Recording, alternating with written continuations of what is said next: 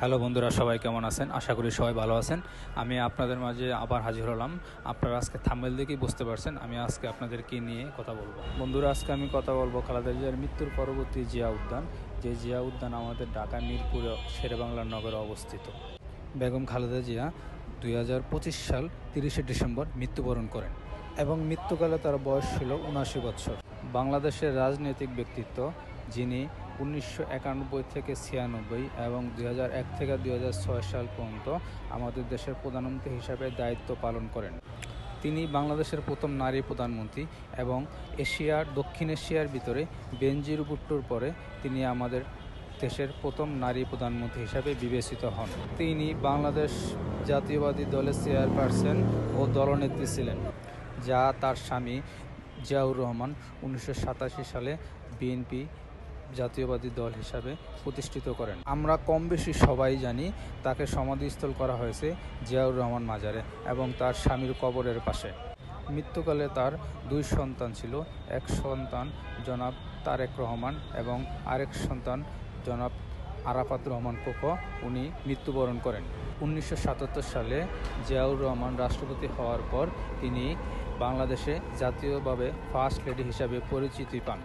1981 সালে রাষ্ট্রপতি জিয়াউর রহমান হত্যার শিকার হলে তিনি বাংলাদেশ জাতীয়বাদী দলের দায়িত্ব গ্রহণ করেন। 1982 সালে সামরিক অভ্যর্থনার পর তিনি গণতন্ত্রের জন্য রাজপথে লড়াই করেন। 1991 সালে সাধারণ নির্বাচনে বিএনপি আবারও জয়লাভ করে এবং তারপর তিনি বাংলাদেশের প্রধানমন্ত্রীর দায়িত্ব পালন করেন। 1996 সালে সাধারণ নির্বাচনে স্বল্পব্যয়ী সরকারের কিছুদিনের জন্য তিনি দায়িত্ব গ্রহণ করেন এবং বিরোধী দলীয় আন্দোলনের মুখে তিনি ক্ষমতা ছেড়ে দিতে বাধ্য হন। পরবর্তী নির্বাচনে আওয়ামী লীগ জয়লাভ করে এবং সরকার গঠন করে।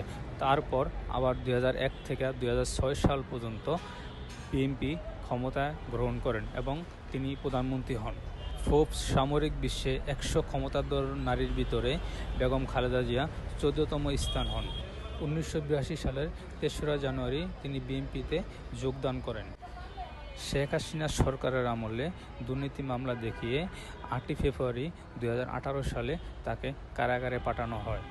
প্রথমে তাকে পুরান ঢাকার নাজিবউদ্দিন রোডে কারাগারে পাঠানো হয় এবং স্বাস্থ্যগত বিবেচনার ভিত্তিতে তাকে বিএসএমএস, যা সামরিক, এবং বাংলাদেশ পিজি হাসপাতালে চিকিৎসাধীন অবস্থায় তাকে ওখানে আটক করে রাখা হয় এবং পরবর্তীতে সরকারের সাধারণ বিবেচনায় তাকে বাসায় চিকিৎসাধীন অবস্থায় রাখা হয়। তাও একটা পর্যায়ে তিনি গৃহবন্দী ছিলেন। শুধু বন্ধুরা, আমি আপনাদের মাঝে নতুন, আমার চ্যানেলটা লাইক, শেয়ার, সাবস্ক্রাইব করে পাশে থাকবেন। পাশে থাকার জন্য ধন্যবাদ। বেগম খালেদা জিয়ার মৃত্যুর দিন থেকে শুরু করে আমাদের বাংলাদেশ সরকারের 3 দিনের রাষ্ট্রীয় শোক ঘোষণা করা হয় এবং সর্বসাধারণের মাঝে শোক নেমে আসে। বর্তমানে খালেদা জিয়ার মৃত্যুর পরবর্তীতে জিয়া মাজার, যা একটা সময় জিয়া উদ্যান এবং নামে পরিচিত ছিল, কিন্তু এখন সাধারণ মানুষের ভিতরে কৌতূহল আরও বেড়ে গেছে এবং এখানে সাধারণ মানুষের আনাগোনা আগের থেকে অনেকটাই বেড়ে গেছে, যা ঢাকার প্রাণকেন্দ্র হওয়াতে মানুষের চাহিদা এবং মানুষের খালেদা জিয়ার প্রতি যে ভালোবাসা, বিএনপি দলের প্রতি যে ভালোবাসা, এই ভালোবাসাটা মানুষ এখন মন খুলে প্রকাশ করতে পারে এবং সাধারণ মানুষের মনে সত্যিকারে তিনি গণতন্ত্রের মা হিসাবে সবার মনে জায়গা করে নিতে পারছেন। বন্ধুরা, সবাই ভালো থাকবেন। আল্লাহ হাফেজ।